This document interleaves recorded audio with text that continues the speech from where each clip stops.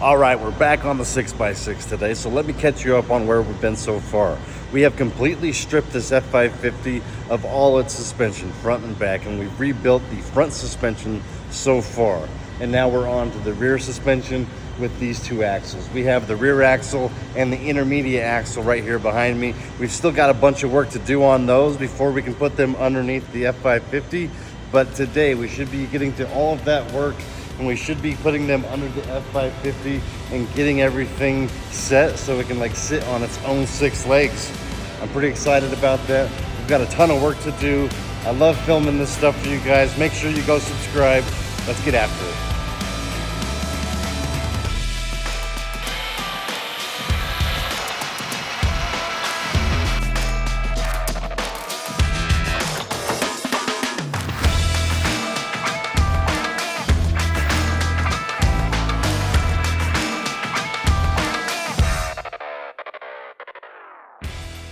Oh yeah, we got a present for you guys.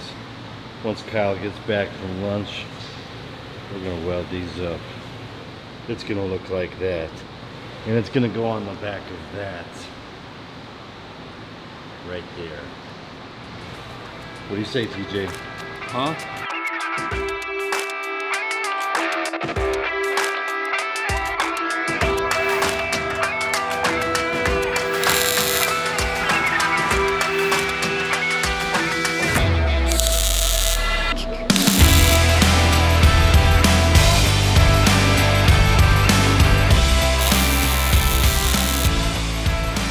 Oh yeah. The only man that just leaves his coffee sitting out while you're welding and grinding and whatever. Yep. Just like all the particles. Oh shit. We should get you one of those covers for it though. Oh, we'll just put this on it. Just do that. Don't do it. I really don't like drinking anything but coffee. I mean, if I'm drinking coffee. Kyle, it looks like you're almost done with these hangers. Yeah, one more after this. And yep. Then we're ready to go back to the truck and start messing with the frame rails and the rear end again.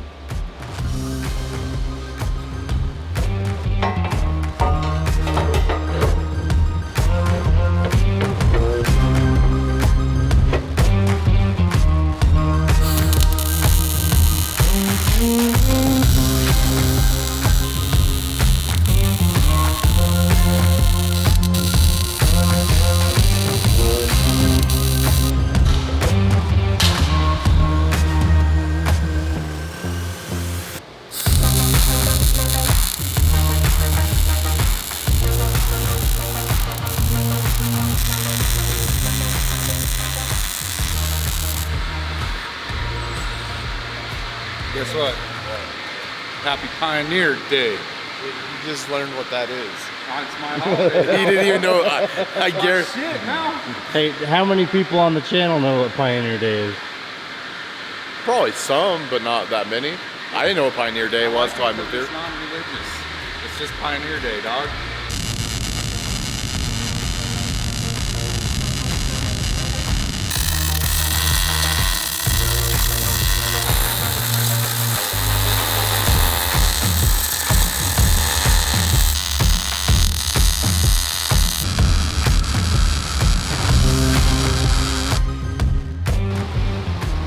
Are you worried at all that sparks land on you? No, but whatever direction you're facing your weld though, you do need to cover up your ears because you will have stuff go in your ears. The rest of you is pretty much covered up. If I was arc welding right now, I'd have my leathers on and be buttoned up a little bit more, but just running this old fucking glue gun here, no big deal.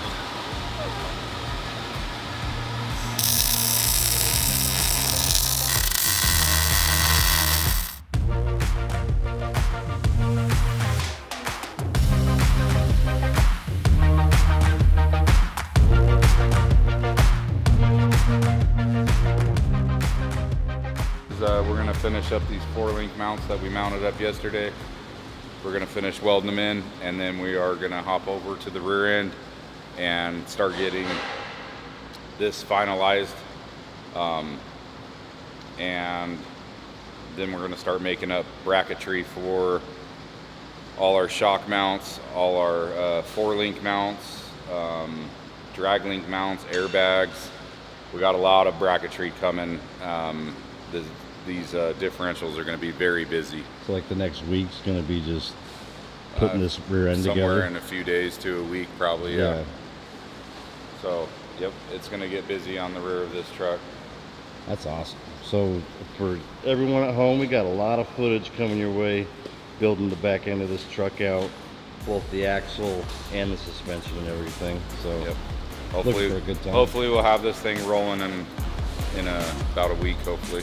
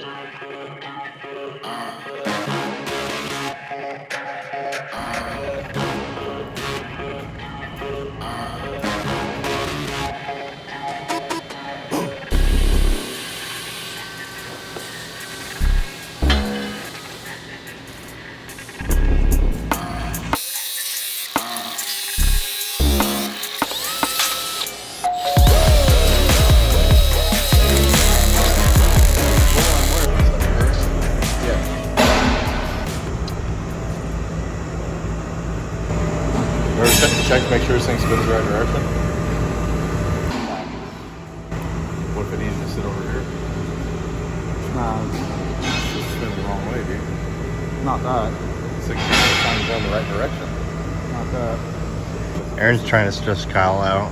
That's the front side. I can't take it anymore. Take it all back apart. We're going to be having one rear end going in reverse and one going forward like this. Let me double check. It's all right. It'll equal out because one axle will drive forward and the other one will drive backwards, so it'll be just fine. Oh, it comes out in the wash, right? Yeah. You just have the rear of the truck just trying to collide with itself. That's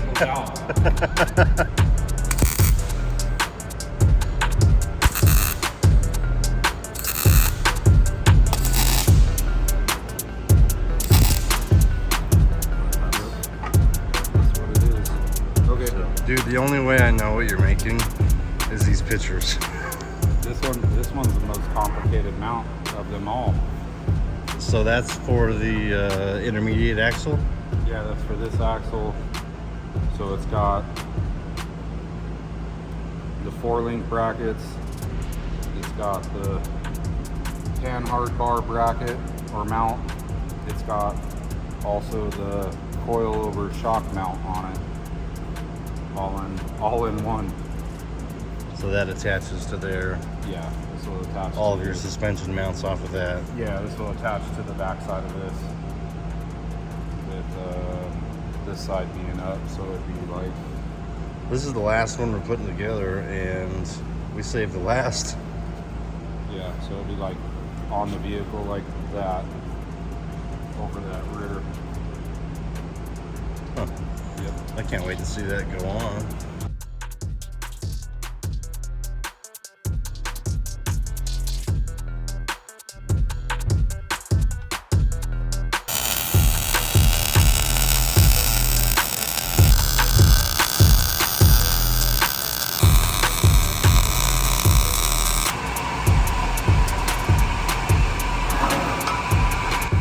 Nice, upside down.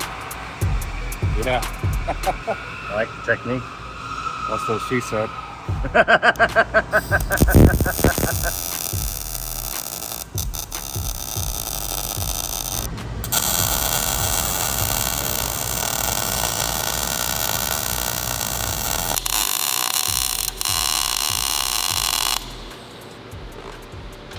Right, a couple more passes in here and we'll be putting this up on our custom rear end here, and After that, we'll be putting our diff cover together, and that's about it for this rear end other than assembly.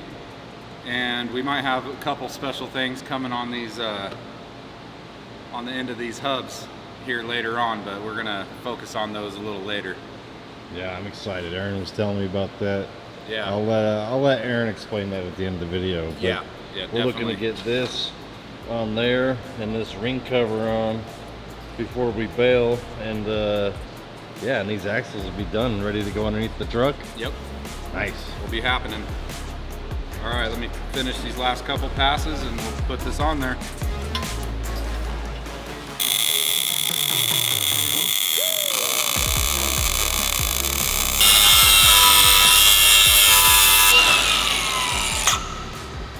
Let's try that. Shit.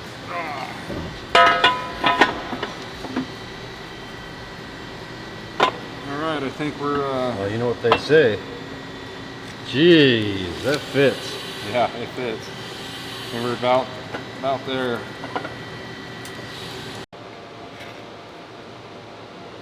So why do you have to match that angle? Driveline angles. So you want to match the driveline angle with...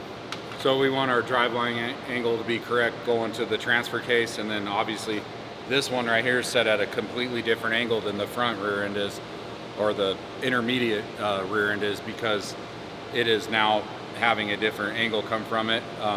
This one's actually short and it's going to have a lot of travel, so we're running a CV style joint on this to your regular U joint back here. Dang. So we'll be able to have all the movement we need to have somewhat of a long travel 6x6, or yeah. Yeah, Aaron was saying he wanted to test this out on the whoops, so Yeah, we'll see. it might get jumped.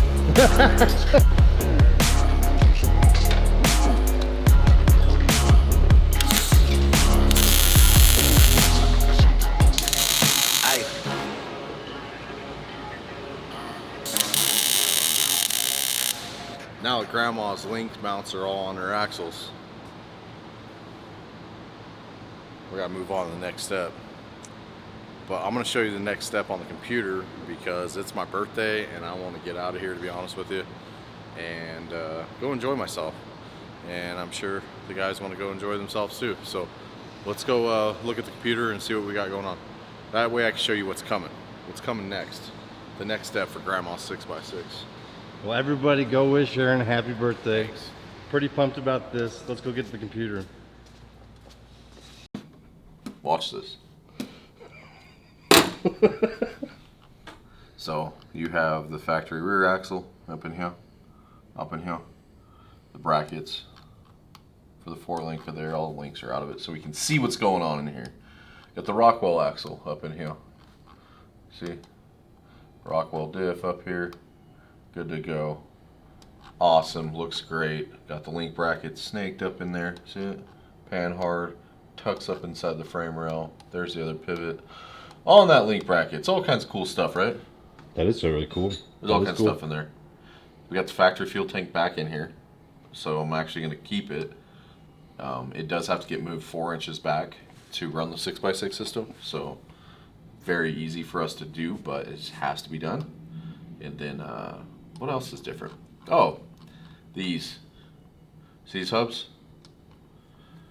This is off of a Super Duty front hub, and it normally has its, I don't have it modeled in there, but it has the little selector, you know? Yeah. So you go from free to auto. So on the front of the Super Duties, it uses vacuum. So when you put the truck in 4-wheel drive, you have a vacuum line that goes to the hubs, and it'll pull your hub and engage your hub in. We're going to split that vacuum line and run it to the rear, and then run a 35 spline axle in here in full floater configuration. And we're going to have a hub that we can click in manually, or we can leave it in auto. So whenever you're driving the truck around, the middle axle is not doing anything. It's just your free spinning hubs, and that's it. You're just using the middle axle to pass through the back one. And then when you click in the 4-wheel drive, your front hubs engage, your transfer case engages, and your intermediate axle, which is locked, has a lock differential in it, it also engages with the factory OEM button. Well, that's the theory, at least. So that's what we're gonna be doing with this. So it's a little bit of a extra project I wasn't planning on doing, but the more I looked at it, I was like, oh, we gotta do this. It's gonna be a pain in the butt to get vacuum through here into a sealed chamber and everything else to get to pull that hub in. But I think I already have a good design.